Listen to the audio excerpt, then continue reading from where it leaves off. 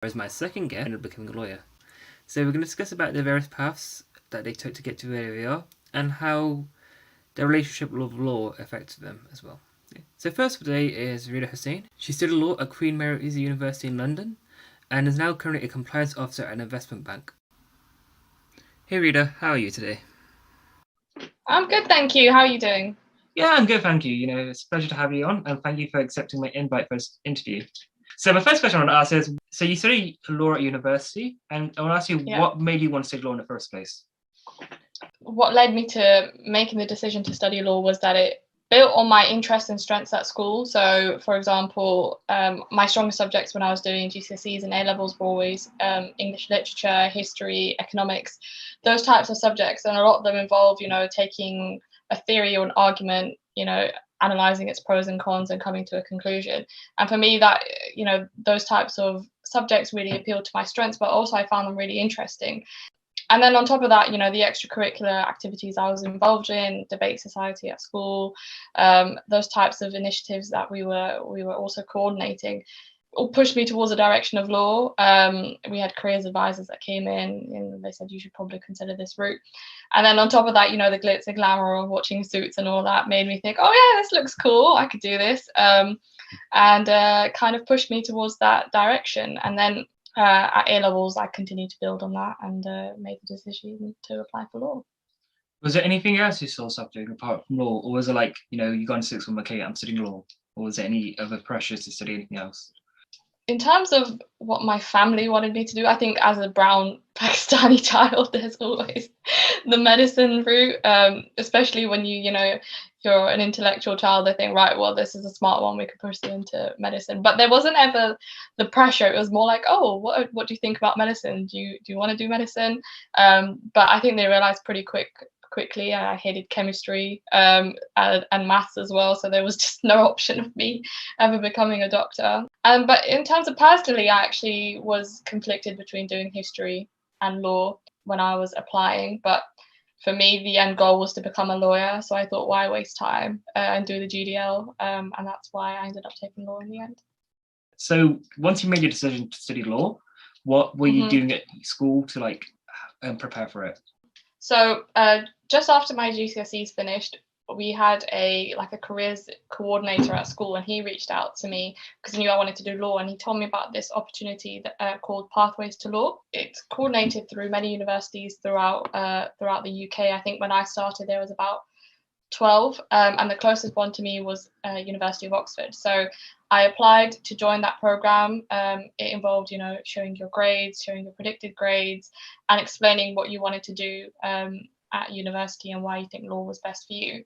It's a social mobility foundation program, so it was targeted specifically for first-gen students that are going to university. So I got onto that program, and then for 2 years, whilst I was doing my A levels, they supported you in getting a place at university. So that included I got work experience at Magic Circle law firms. I attended lectures and lots of different events at the university. I had specific mentors, and then for 1 week in the summer, they also took us to Warwick University. So all the different universities that were doing the program brought their students to Warwick University for a week, within which we had loads of other events as well. So I think that was a major strong point in my applications when I was applying for university. But other than that, more generally, I was quite involved within the extracurricular environment at school. I was a senior prefect. I did debate society. I was the leader of the debate society. All those other things like prom and hoodies and levers and all that stuff.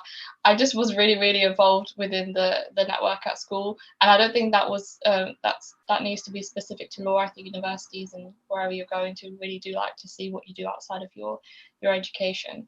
So I think those are the main building blocks that I had for my application. So you mentioned the Pathway to Laws program. How do you get involved in such a program? Was it your school who recommended it, or did you find out through friends and family? So it was through my school. I think they reached out to our school to tell them about this opportunity, and that's how they communicated it to us. But I was very lucky to be made aware of it. I think there's a lot of people around me that were completely unaware that this opportunity existed. So once I got onto it the next year, I made it my own mission to tell the people around me in my local network that this is available and you should do it, because a lot of students that would have been eligible were missing out just because they didn't know about it. So I think the promotion of these initiatives needs to be a lot stronger, and I pushed that forward in my own school, because in my year they told us about it, but in the years below us nobody else knew about this program being in existence. So through my own network, I pushed that through, and I think it has fed through down into the years below us, because I see a lot more people signing up for it, and the actual scope of the Pathways to Law program itself has expanded. So I think when I was doing it, it was 12 universities. I think it's gone up to like 20 or so now. All the London universities are doing it. So LSE, UCL, Queen Mary. Queen Mary started it when I was actually at university, so I was there on the other side of it when I was at university as a mentor to the students coming in. So yeah, that's kind of how I came to know about it. And why do you think such programs aren't as well known as they should be? I'm not sure. I think a lot of it is to do with the fact that the people coordinating themselves don't reach out to the community enough. They create these programs and think that they'll speak for themselves, but unless there is the awareness, you're not going to attract the people that you want in those programs, because they're designed to help high performing students that perhaps are a bit disadvantaged because their parents or their family have never been through the university process. And unless you actually tell them that this opportunity exists, they're not going to be able to take advantage of it. So I think a major part of it is a lack of communication. And sometimes I think it's also the schools themselves don't encourage their students to go for these projects or these initiatives. You know, they tell them about it and they think, oh, okay, it's up to the student. But I think where it really helped me was that the careers advisor in my school actually knew what I wanted to do and then pushed me to apply for it, because he thought that I could really do well in it. So yeah, it's a combination of the both, I would say. What was it like actually studying law at Queen Mary's then? So what's a law degree like? Okay, so to have a qualifying law degree, which allows you to practice law eventually in the UK, in the UK, requires you to study, I think, 7 essential modules. So those are contract law, public law, criminal law, administrative law, I think jurisprudence was one, equity, and there was one other one that I can't remember. So we had to do those 7 essential modules that we split across the 3 years that we were studying. So the first year of university was doing 4 of those essential modules. So we did contract, public, criminal. I literally cannot remember the last one. But we did those 4 essential ones. The 7th one was EU law. I'm not sure how long we'll keep doing that for, but it was the 7th essential one. Then in 3rd year of university, sorry, is tort law one of them, or was tort law optional? Yes, tort law. Yeah, tort law. Okay.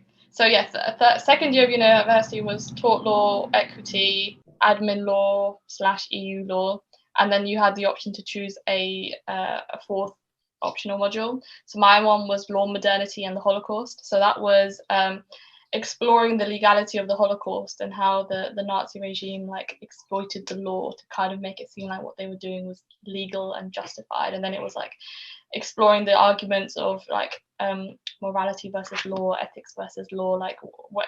If a law is a law, can you ever overturn it based on the fact that it's unethical or immoral? And then you had to basically do an exam and a very long paper on a topic of your choice. So my topic was exploring the roles of the victim, perpetrator, and bystander within the Holocaust, and kind of bringing that to a legal argument and seeing whose effect was the worst.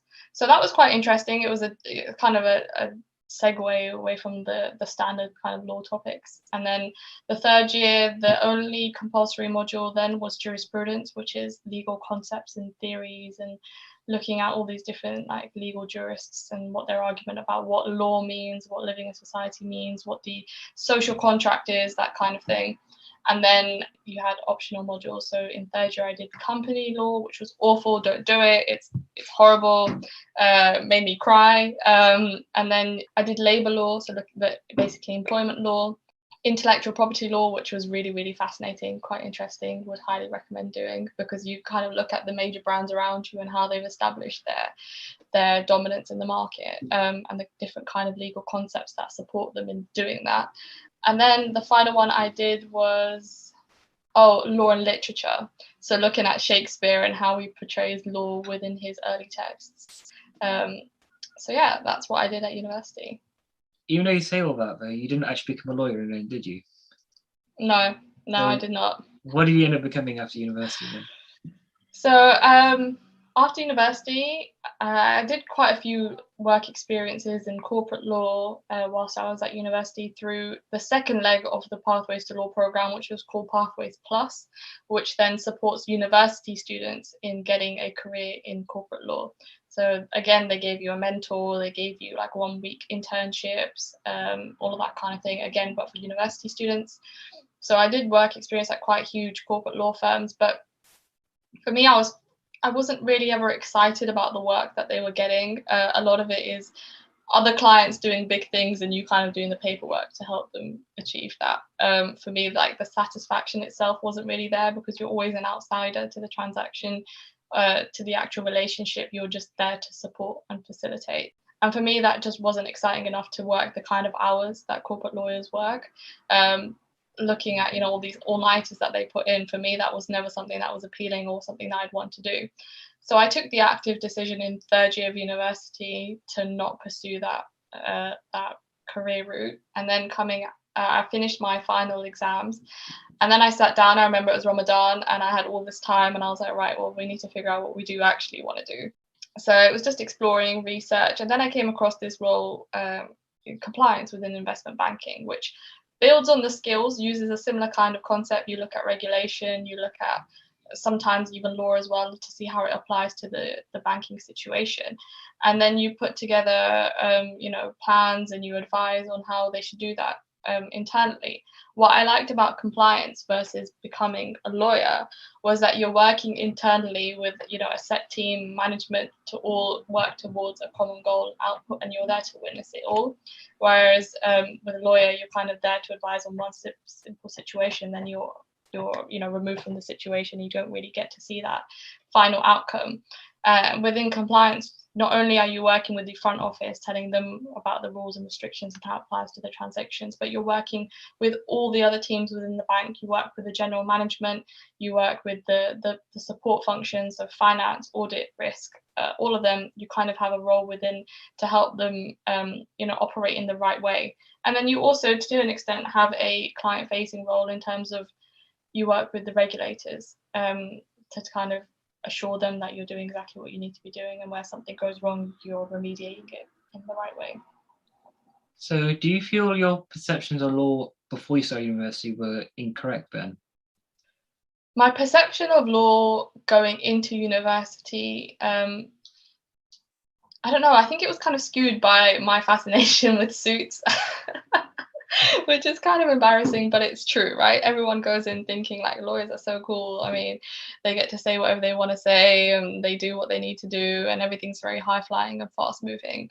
But yes, that bubble kind of burst eventually once you start doing the work experiences, once you start speaking to people in the profession. It's not fast paced. There is a lot of work that goes into these things, a lot of hours, a lot of minor tweaks and changes that you're constantly working on before things come to fruition. And that was a bit of a disillusionment. And then when you learn about the kind of hours and the progression that you have, you're not really facing clients or doing that fun kind of, signing new clients up or maintaining client relationships until you hit like partner level, which takes years and years and years. And up until that point, you're working very, very hard to get to that position.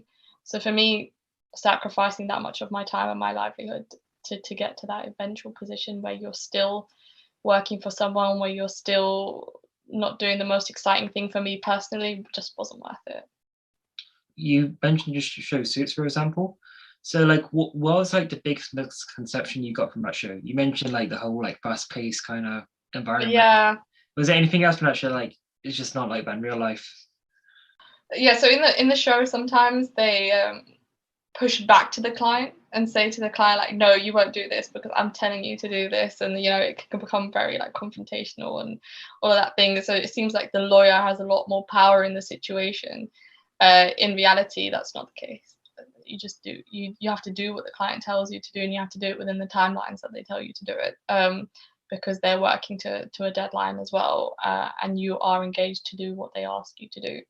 so they can advise, but it's nowhere near as, you know, as balanced a situation as it makes it seem in suits, and you have no capacity to be that arrogant or that forceful in your communication. So what about compliance interests you?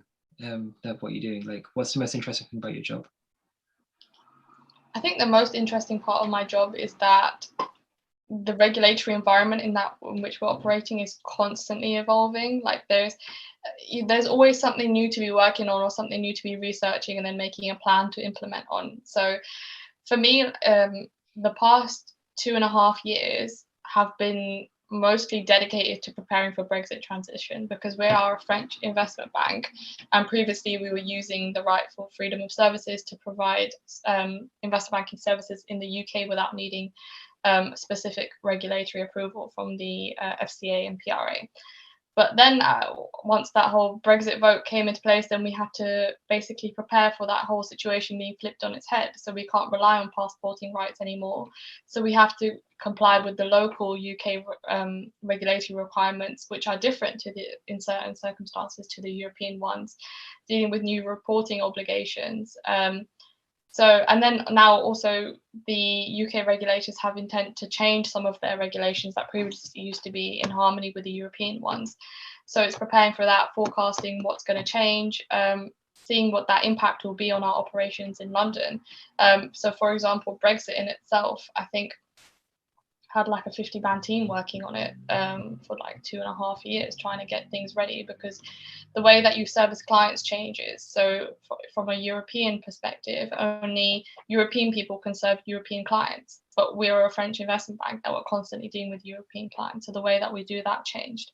From the reporting perspective, we have to report all of our transactions done on the markets to the European regulators previously on a T+1, so the next business day basis. That all changed. So now all UK transactions have to go to the UK regulator, but then it was a definition of what actually is a UK transaction. How do you define it? Is it done through a UK trading venue? Is it done through a UK sales or trading person? So all of that, like there's a lot of room for interpretation, a lot of room for analysis. And I think for me, that's the most exciting part of what I do. Do you reckon the ever-changing landscape of where you work is like replicating that fast-paced environment you're promised by Suits?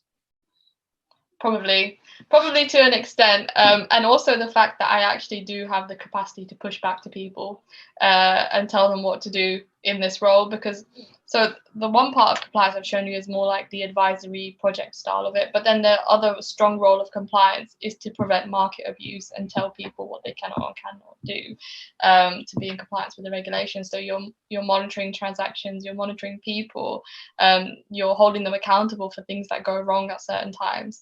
And when they come to you for advice, you know what you tell them kind of has to go, because compliance are there to protect the bank, and they are seen as like, you know, a lot of people are actually scared of the function, because if we're contacting you and you're not sure of why, then people genuinely get scared, like, what have I done?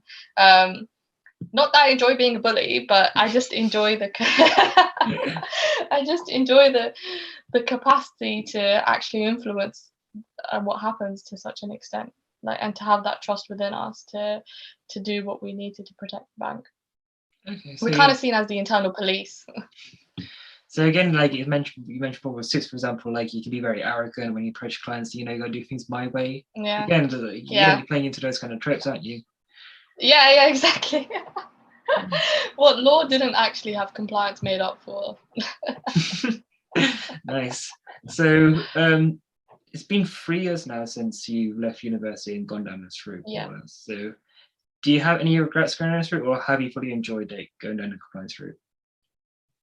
I would say I don't have any regrets. I think it was definitely the right choice for me. I think I really do enjoy my role, and like I said, and that's because it's not always the same. You're constantly working on something new or something different, or people are asking you questions about different things all the time. So I'm not siloed into one kind of practice and just building my skills on that. I'm always learning something new, working on something new, and that's something that would not always be the case if I was working in law. And also I have friends who have gone into law, and when I speak to them and I hear about the hours and the work that they're doing, I'm just grateful that I chose this as opposed to taking that corporate law route. Okay, so going back to when you were a teenager, like 16 or 18, what advice would you give yourself back then? Would you still tell yourself go study law at university, or would you tell yourself something different? To be honest, I don't really have any regrets about the route that I took. I think law was difficult, but I overcame it. So that's something I'm quite happy about, and I'm quite grateful that I had the opportunity to do it and to come out of it with a good degree and a good employment prospects coming out of it. What I would say to 18-year-old or 16-year-old me, however, is to not worry so much, because the plans that you make honestly rarely ever come out exactly that way in reality. Things always change, but you'll always find your route. And I say this to my siblings as well, because I think first child going through it always has a bit more pressure, because your parents are also trying to make sure that you, I mean, even when I told my parents I didn't want to become a lawyer, that was a huge sticking point. Like, they were like, why though? Because you've worked so hard to get to this position, you've done all these experiences. Why at this point are you pulling out now? And I think that's a difference between generations, because for us, happiness and satisfaction in what you do is also very important, whereas sometimes for the generation above us, that's not as important because they had to provide, and for them just getting food on the table or getting the money that they needed was the priority. I think we have more leisure in what we choose to do, and we have just a bit more flexibility. So for them it was kind of like, oh no, but now what are you going to do? Like, what other option is there if you're not becoming a lawyer? Well, why did you study law then? But now they see that everything's worked out quite well. They're a lot more relaxed, and they agree that it was the right choice to take. So when I speak to my siblings, I say to them, like, well, don't stress that much. Don't put such rigid plans in place that you can't adapt going forward. And if things don't go your way, don't be disheartened, because, I mean, I did apply for law, I think in my second year, and I wasn't successful at that time. Then you go around and you try again in third year, and it was quite disheartening getting those rejection emails. But whatever you end up in, eventually you'll get what you need, and you'll be happy where you are.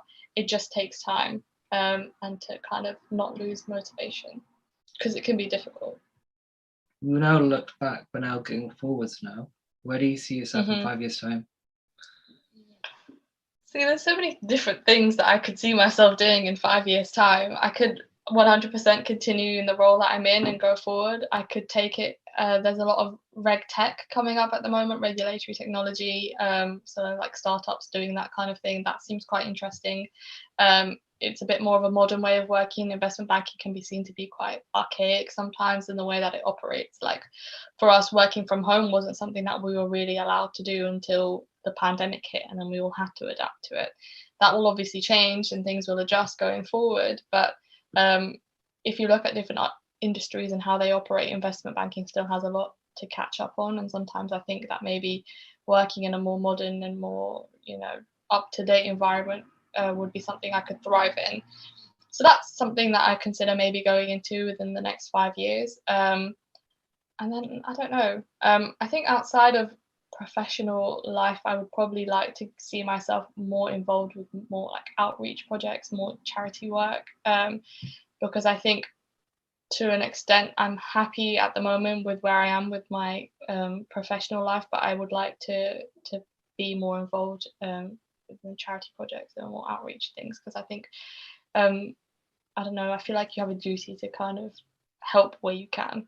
So that for me is a big focus for myself at the moment, is setting that up for myself, seeing what I actually want to do, where my, I guess, passion lies for outreach. So more than professional, that's my focus for the next 5 years. Okay. That's very inspiring to hear about. I was not trying to be cheesy or inspiring. It's truthful. No, it's noble intentions, if that's what you want to do, go for it, and yeah, if your heart's in the right place, absolutely, I encourage you to do so. So pretty much coming to an end now, and so what's anything that we've talked about for the past half an hour or so would you want the audience to take away from our conversation today? I would say that don't let the box that you're in or the choices that you've taken restrict you. There's always a way out, or there is always a way to change if you find something that appeals to you more. and to not stress about it that much either. Everybody probably says this, and it's for a reason. We've come out of it, we've made different decisions that can sometimes seem intimidating or seem like you're doing the wrong thing at the time. But you'll reach a point where you look back and you think, well, why was I even stressing about it? Because everything worked out in the end, and it really does. That's good. So thank you for coming on today. And see you guys in the next one. All right. Bye, guys. This is Ramadan Radio. Little Dessert Shop continues to expand with stores in Bilston, Wolverhampton and Wednesfield. During Ramadan, we're celebrating our show-stopping dunking box for only £25. Feed the family with this exquisitely presented iftari gift, featuring the best from our menu. Enter Ramadan 25 at the checkout on our incredible new website. Visit littledessertshop.co.uk today. The holy month of gifting. From all at Little Dessert Shop, we'd like to wish you a blessed Ramadan and a huge Eid Mubarak. Do you have a family member that's passed away and you would like someone to assist you in legal advice? Kenneth Jones Solicitors has been providing legal services for businesses and individuals since 1986. We specialise in probate, Islamic wills and family law. We also offer services in conveyancing, immigration and personal injury. Contact us today on 01902 745 773 or visit us on our website at kenneth-jones.co.uk. Mubi Bass Electronics, specialist in car audio and home entertainment. Suppliers of leading brands, Samsung, Sony, and Panasonic. We supply and fit all car audio systems, top brands, Kenwood, Bose, and we're an authorized supplier of Vibe product. Visit our store online at mubibass.co.uk and order today for next day delivery. Mubi Bass Electronics are proud sponsors of Wolverhampton Wanderers FC. Call us today for a free quote on 01902 754 546 and quote Ramadan 20 for 10% off. Follow us on Instagram and Facebook at Mubi Bass Electronics, specialist in car audio and home entertainment.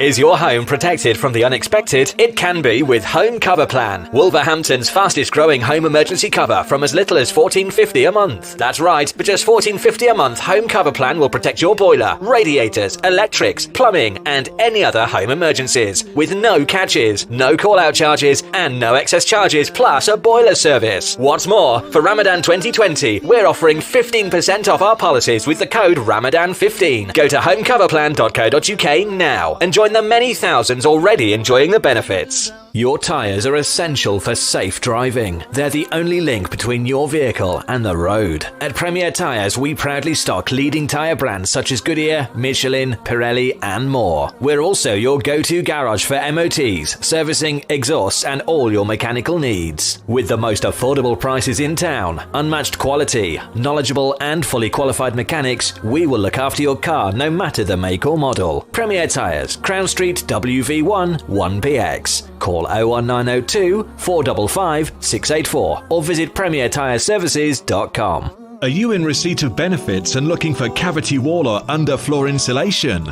Did you know, with Northern Gas Heating, you could get a free boiler with the insulation measure of your choice?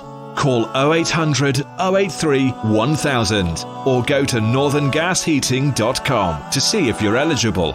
It's a quick and easy assessment. Northern Gas Heating, celebrating over 20 years in the industry. We're proud to be the UK's local central heating company. Pack Continental, your local best halal supermarket in Wolverhampton. Established for over 20 years, we pride ourselves on our fresh vegetables and fresh fruit. We have a variety of spices and lentils. We're also an award-winning Halal Butcher of the Year for 2 consecutive years. We supply excellent quality meat and poultry delivered fresh daily to our store. Visit us today at 1-3 Hunter Street, Wolverhampton, WV6 0QZ, or call 01902 717 792. Open 9am till 8pm Monday to Saturday and 10am till 6pm on Sundays. Go to RamadanRadioWolves.com and donate to your local mosque. Welcome back to Going Beyond Wolverhampton and our episode about law. So before the break we spoke to Rita, who studied law at university but is not actually a lawyer, but now we're going to speak to someone who did the opposite. So with me today is Hanif. He's a trainee solicitor from Cambridge who studied history at LSE before going on to become a solicitor. Hey Hanif, how's it going? Hi Akmal, how are you? I'm good, thank you. Thank you for coming on to the show today. So the first thing I want to touch upon is that you're from Cambridge and obviously we all know about the university there, But what is Cambridge actually like to live in as a city? Yeah, so Cambridge is obviously most well known as being a university city.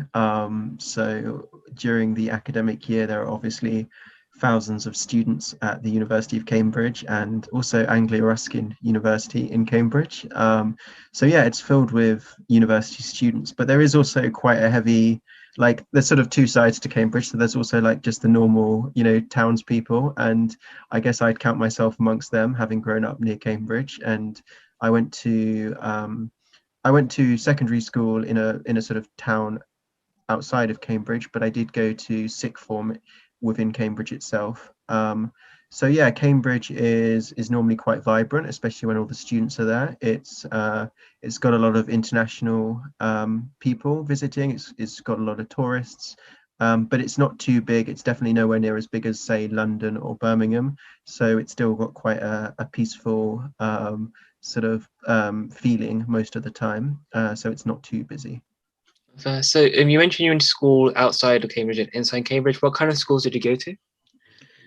So I went to like the local, state secondary school. So yeah, quite a normal school. And then I went to actually quite a good state sixth form, one of the best in the country, for my A levels. And how did you find the transition between the two different schools? It was quite big, quite honestly, because quite a big difference between my local secondary school and to the sixth form, because the sixth form had a lot of very high performers there, especially even students moving across from top independent schools in Cambridge. So I had to sort of readjust to this new environment. And then I was very quickly, because sixth form was only for 2 years, so then quickly looking up towards university. And so there was a very quick sort of process of catching up, readjustment of my expectations, and basically just getting into line as far as what the academic requirements were. What was the biggest adjustment you had to make, you feel, when you moved to this new sixth form? It was probably just the academic standards. So in terms of the amount of, so I studied humanities for my A levels, so English literature, history, and geography. So humanities subjects, which actually at the level of A levels requires quite a lot of attention to detail and accuracy, and reading, for example. So I think that having to study that at A level at a top sixth form meant that the standards were quite high, and for example, submitting essays regularly for English and history was common, and so therefore that was definitely the biggest readjustment I had to make. Okay, and so when you were at sixth form, how did you decide on what you were going to say at university? So I was actually very, very confused for the first year, my AS year, and I was actually tempted because I didn't exactly know what I wanted to do, but I thought I need to decide a degree that relates to my future career. So I was very tempted to study actually law, but in the end I decided on history, and that was because I didn't know much about law, and it felt like just too much of a jump to go to law having no background in it, whereas history was sort of tried and tested, and I knew I was quite good at it. So I decided on history in the end. But to be honest, there was a bit of even family debate that I had, because my dad preferred me to study law, coming from a sort of background where studying like a more academic or a more career focused subject is normally best, whereas for me, I'm aware that you can kind of go into any career after university as long as you enjoy the subject you study at university. Okay, so the intention had always been that you wanted to become a lawyer in the end, but it's just how you became a lawyer. Yeah, I guess so, right? So I wasn't really sure at sixth form. It just seemed like being a lawyer was a career track, but it wasn't like my clear intention. I think my intention to become a lawyer was really solidified in my first year of university, when at LSE I met like a lot of very career-minded people, and I started going to like law firm open days. But before then, I wasn't really sure what I wanted to do, no, and law was not like a definite option. Okay, so what other options do you reckon you had on the table at the time? Yeah, so an obvious option was teaching, because history, studying history and then teaching history, it's not like a very far jump to make. And I enjoy like working with younger people. I enjoy giving advice, mentoring people, and helping people to grow. So teaching was one option. Another option was sort of like the civil service. But again, I didn't really know many people in that career path, so it was hard to relate to, a bit like history, a bit like law. But in the end, I went for law. And so when it came to choosing history at university, then how did you choose a university you want to study history at? Because I imagine different universities have very different curriculums when it comes to history, especially. Yeah, that's absolutely correct. So, for example, some universities focus mainly on British or European history, whereas LSE, the London School of Economics, really focuses on international history. So that's the reason I chose LSE, because it's very broad curriculum of study. So at LSE, I studied topics, modules from countries all over the world, African history, Middle Eastern history, Asian history. And also it was mainly the Department of International History at LSE is mainly modern. So I preferred modern history in the last sort of 500 years, as opposed to ancient history, which some other universities specialize in. Okay. And so what was it like studying history at LSE then? Did it meet your expectations upon what you wanted to study there? Yeah, it definitely did. It was a really great experience. It was very broad in terms of what, the subjects that I could study, and it was very modern, which was great. I didn't have any surprises as far as what I signed up for.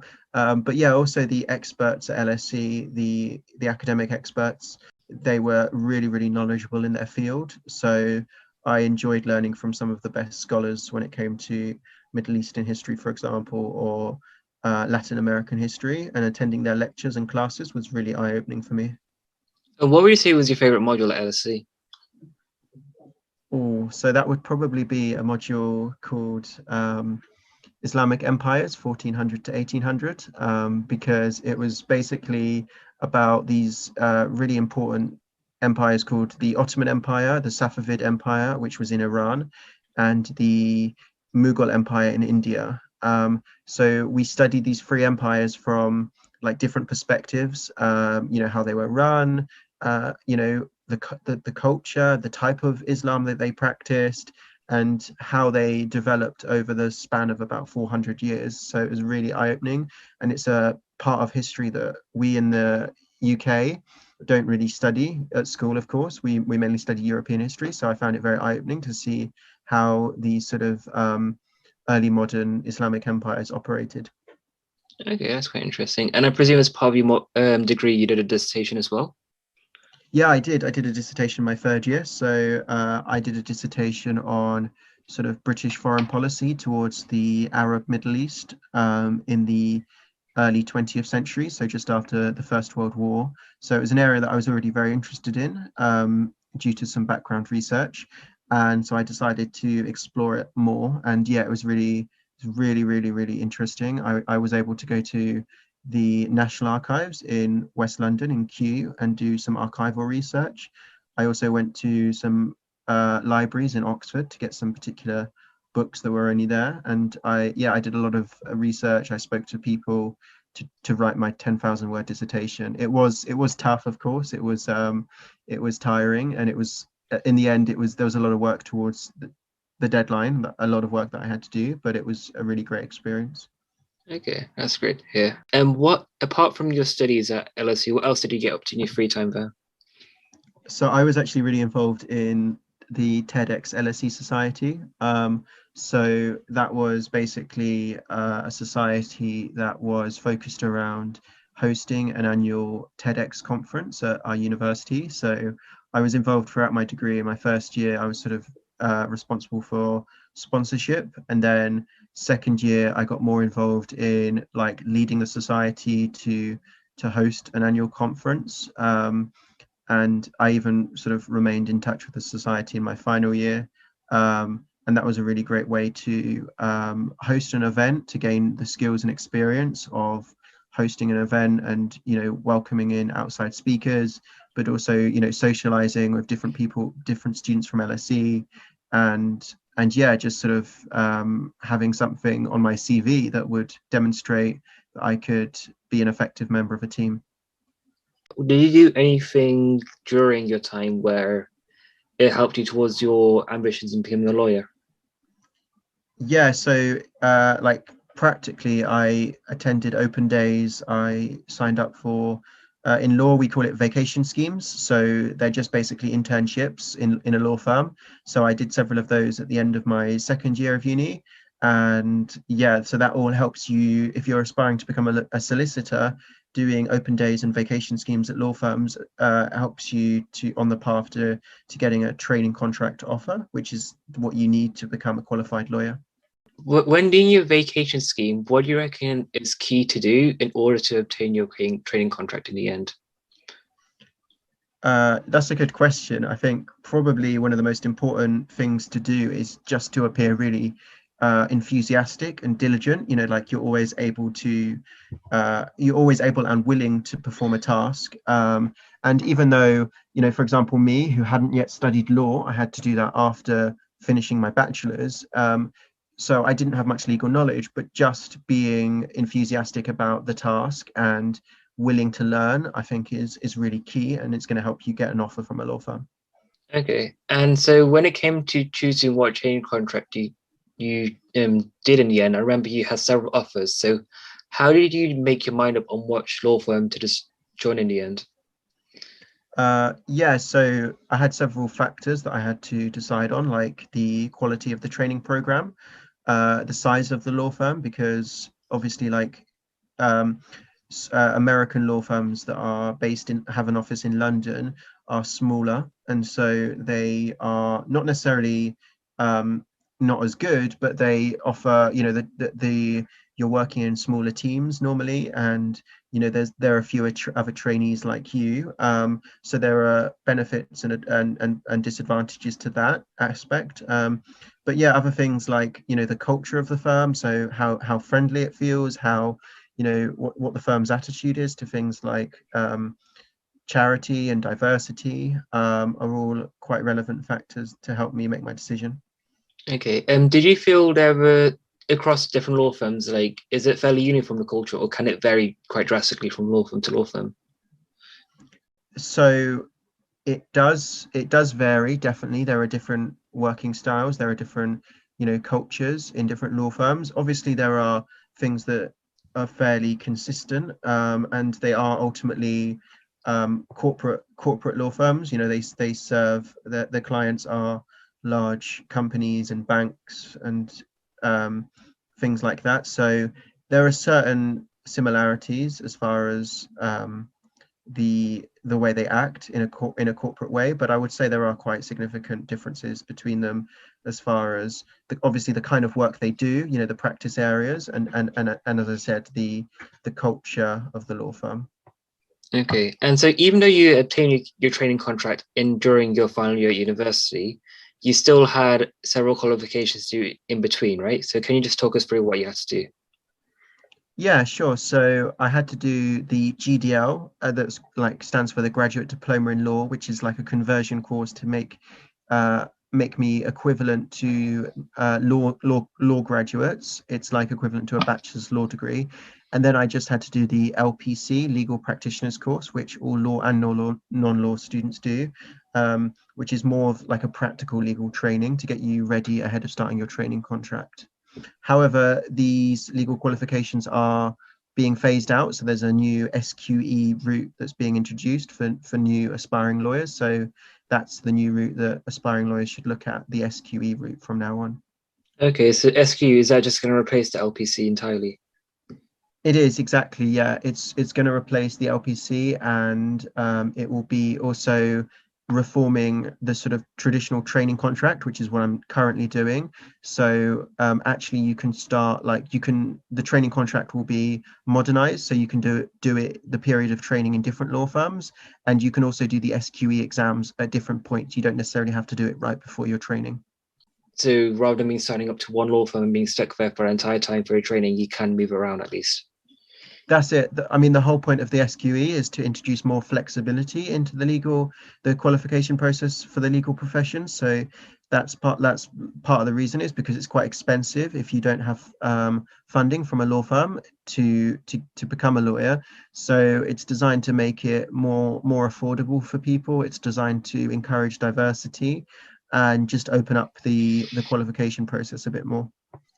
But I presume the GDL is going to remain, though. Some form of it will, exactly. It's the new GDL is actually called the PGDL now, just standing for the postgraduate. So it's been a bit updated, but I have some friends doing the PGDL. But yeah, some form of it will remain because it's still needed. But yeah, it won't be technically required, though. Like, we still don't know. Probably most aspiring lawyers will do it if they haven't done an undergrad law degree. Okay, and what was it like studying the GDL and the LPC, having studied a history degree? Like, do you feel your history degree prepared you quite well to study for these kind of qualifications? Yeah, so in some ways it definitely did, because being a law student, there's a lot of reading involved. So just being able to read and analyze a lot of material and basically work out what it means, and so not and learning not to read endlessly, and you've always got to read with a very specific purpose in mind. That was quite good preparation, I would say. However, law itself is quite a bit more practical than history, I would say. So especially the GDL, it was focused on problem solving constantly. So in that sense, it was quite different, and that's similar with the LPC, which was quite practical. So, and of course, the content is completely different. So yeah, there were definitely similarities, but overall, it was quite a new experience for me, and I had to learn a lot. Before you actually began studying, though, you also took a bit of a gap in your studies as well. And so why did you want to take a gap before you began doing your GDL? Yeah, so I took that year off because I just finished my undergraduate degree and I had my training contract offer, so I could sort of see in the future as to what I would be doing. And when I had the opportunity from my law firm to take this gap, I just thought, why not? I should take it, because I hadn't done much traveling before. I hadn't really left Europe before, so the idea to explore different parts of the world and to just broaden my horizons slightly seemed like a really attractive option. It did take quite a bit of convincing myself that it would be a good idea to take a whole year out, but in the end, yeah, it seemed like I had a good rationale for just taking some time out from a sort of 9 to 5 or longer schedule, and actually just focusing on myself for a while. Okay, so where did you go during your travels then? So yeah, I signed up for a government volunteering scheme, actually, which is now unfortunately being phased out, or it's just not running anymore. It's called the International Citizen Service, or ICS, which is, as I say, a government scheme which sends British volunteers to various developing countries, and we basically volunteer in local communities. So I went to Kenya, and to the west part of Kenya, and I was able to volunteer in a sort of NGO dealing with child orphans, and also a local school focused on sort of teaching English and extracurricular activities. So yeah, the experience was really, really eye-opening, and I was there for about 3 months, and then I came back to the UK, and then I went traveling for the best part of 9 months, mainly in Asia. So I was in East Asia, and I was also in Central Asia, and also the Middle East. What would you say were the highlights from your trips in Asia and Kenya? So Kenya was, I think the highlight from that volunteering experience was just working in the community and just like daily life of, trying to think of ways of how to make myself useful and, utilize my skills and, just communicate, outreach with people, because everyone's just doing their daily life, and I'm there as a volunteer to try to make an impact in whatever way I can. So it was just daily life and just the little, things that I noticed on a daily basis, as far as routine and, how actually, like, even though I'm in a completely different country, actually we're quite similar. And even I noticed, I really enjoyed my time in Kenya, and that I could have stayed there for much, much longer. So that was probably, my experience in Kenya. As far as when I went traveling, I think I particularly enjoyed when I was in a tiny, well, not exactly tiny, but it's a pretty small country in Central Asia called Kyrgyzstan, and I was there for about a month, and that was really, really great for me because it's got really nice hiking routes in the mountains, and the people are very, very friendly. So, for example, like I went hiking down a large valley, and then I was getting pretty tired, and there was like no shops for like miles and miles. There was just nothing, just walking through villages. And then a guy saw me, just a local man, and he like brought me into his house and fed me. And I was like, I just fell asleep on his floor for like a couple of hours whilst he's just like watching over me, and I'm getting back to health because I was pretty knackered. And then he like put me on my way again. So that was quite an interesting experience. Okay, random acts of kindness is always a good thing to see. Okay, Hanif, so we're coming to a close of our interview. So there are two things I wanted to ask that I've asked everyone so far on the show. So if you can go back in time and speak to 18-year-old Hanif, what advice would you give him? Firstly, it's just to be more confident and to be more self-assured as to who I am and who I was and what I stand for, because I think having principles and having confidence as to who you are, even at a younger age, being 18 years old, of course you don't necessarily know everything, but just at least having the confidence to be able to articulate your views and to be able to be confident when interacting with people, I think is something that I had to learn at university. And if I could have had that gem of advice when I was 18, that would have really helped me. Okay, and then looking forward, then, where do you see yourself in 5 years' time, Hanif? Oh, well, that 5 years time, that's sort of that's a while away, I hope. But I hope to obviously have qualified as a lawyer, as a solicitor, because that's sort of in my sights now. So yeah, qualification, that would be a career goal. And yeah, hopefully doing meaningful work, something that I enjoy, but also enjoying life and finding the time to focus on myself, on what I want from life, and also helping other people. I'd be at a stage where I'm definitely helping other people on a regular basis, and also not forgetting to enjoy myself and to see the world and different cultures and to ultimately travel. Oh, that's a beautiful answer, Hanif. Thank you very much. So thank you for coming on, Hanif. Thanks, Akmal.